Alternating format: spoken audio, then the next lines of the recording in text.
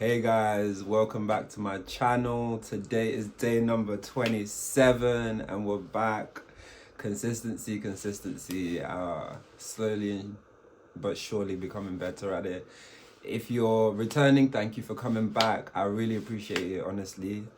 If you're here for the first time, then welcome and thanks for joining. This is my 31-day challenge where I do a 10-minute video for every day in December to help me improve my consistency, reliability, and get more comfortable speaking in front of the camera. Wait, I want to use a bigger word. Get more comfortable orating in front of a camera. Improve my orating skills. We're gonna go with the last one. But yeah, so that's what this is about. And today's day number 27. It's been going pretty well in terms of consistency, in terms of I have managed to get a video out almost every day. I missed one day, which was day 2, but so hey, we're gonna make up for it at the end, so that's all right. Today I am today I'm feeling good. I've had a good day today. I'm about to go and see my family, go and play some games, because my little sister thinks she can challenge me at cards. I'm not sure why. You've never beat me in your life, fam. But it's alright. It's alright. Sometimes people need reminding. So that's what we're going to do. We're going to go home and remind people why I'm the firstborn. You know what I mean? But yeah, yesterday I wanted to talk about... I finished before. I had one more topic I wanted to talk about yesterday, which was facing your fears.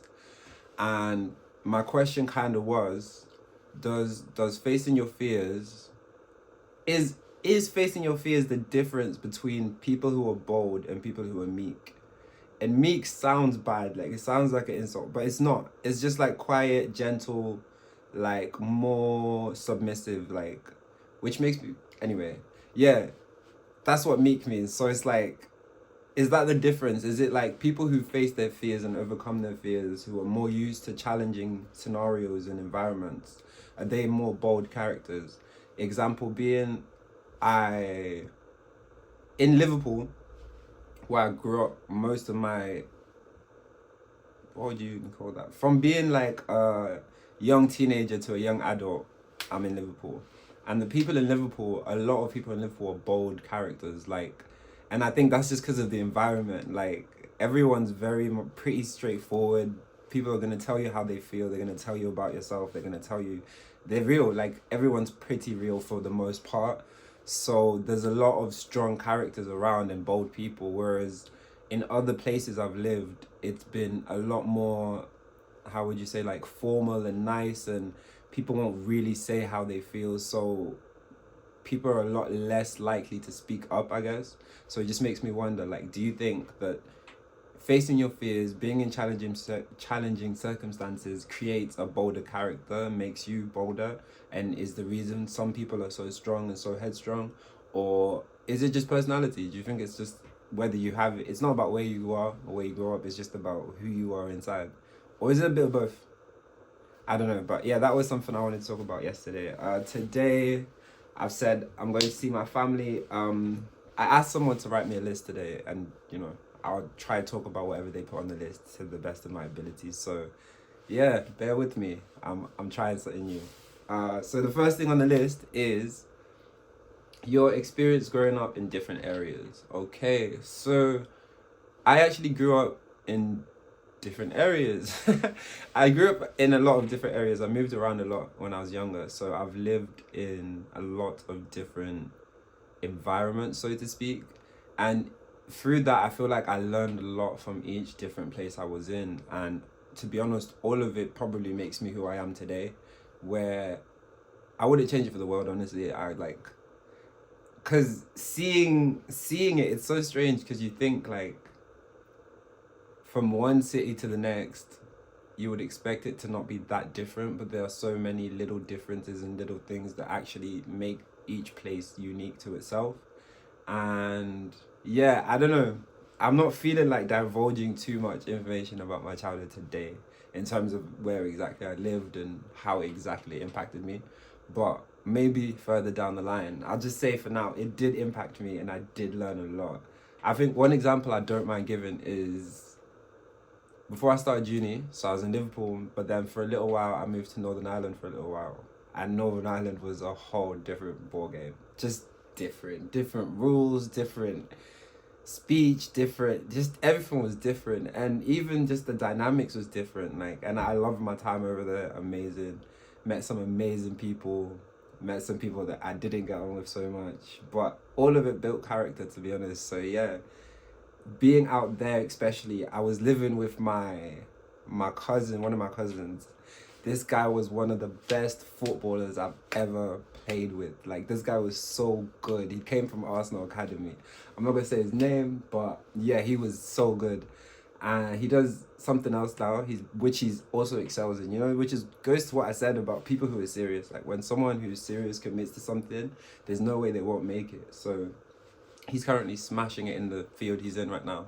But yeah, I was living with him for a while, and during that time, like, we used to play football together every day.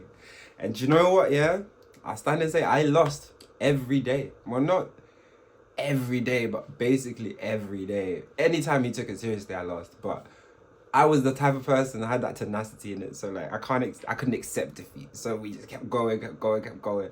And then the thing is, like, so by the end of the summer, I hadn't caught up to him, but the games were more competitive. Like, he had to try. He went from not really trying to now you have to try. And then I remember going away, and we went to different schools. We went to different high schools. And the time I go back to my high school and I'm playing with people in my age group and my peers, I am on a different level. I mean, like, it's just a different game. Things are just different. Like, because I've been playing with someone so much better than myself, people who would normally be on my level are now can't really keep up, can't really compare.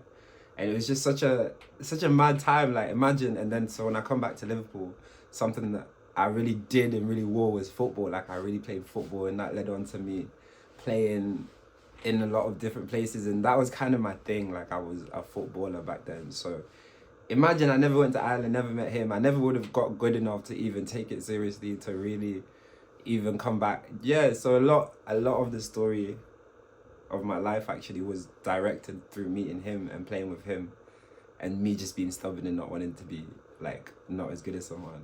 And quick flash forward, right?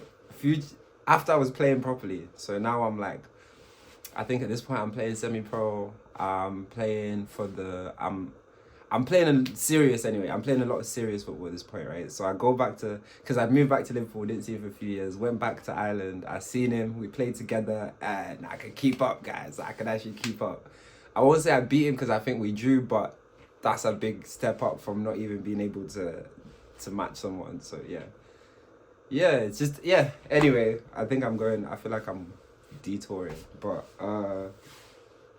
growing up and my experience in different areas really shaped who I am, and I learned a lot of different things being in different spaces, and yeah, I'm grateful for that, really grateful for that. Next, it says reason for wanting to succeed. My reason for wanting to succeed, I've just looked at the time, I don't have long left, I've got 2 minutes basically. But my reason for wanting to succeed, I think I said, like, I've always been I'm self-centered, but I'm not, like, my motivation isn't myself. I've always been motivated to, like, want to do better for my family and for the people who are close to me so that they can be comfortable. Because I just think there's nothing worse than, like, I don't know, when the people who you love and who you care about need you and there's nothing you can do about it. I think it's the worst thing in the world. So that's kind of my reason for wanting to succeed, if I'm being honest. The next part is what it takes to succeed. I think I'm still figuring that out, but through different parts of my life, there's been experiences that I've had where I've really succeeded and I've really locked in, and I can say that I'm fortunate enough to have that, where I can kind of flash back to times in my life where, okay, I've made this is the plan, I followed the plan, and everything's gone to plan, and I've succeeded relatively to what I was trying to succeed in. So yeah, I think, because I'm out of time, I'm going to summarize, but I'll give some stories about that tomorrow, I think, and talk about what it took to succeed for me and what I think it takes going forward, and what I think it will take for me going forward. The last thing is a motto, my motto of the day. Did I do a motto yesterday?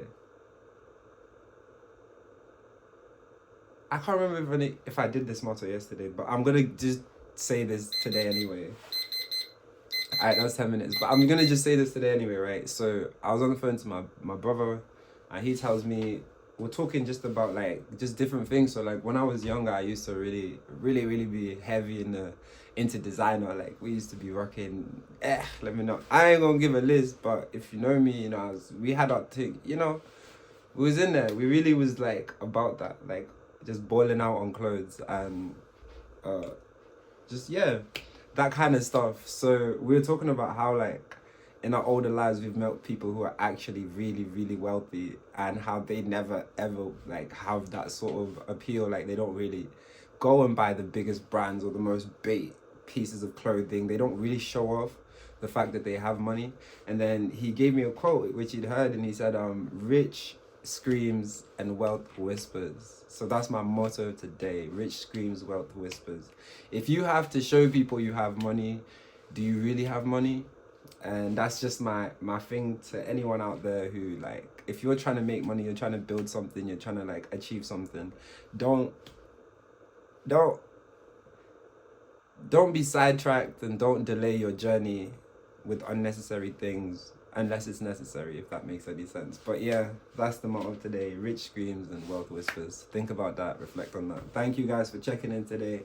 Thank you, love and peace, and I'll see you guys tomorrow. Bye.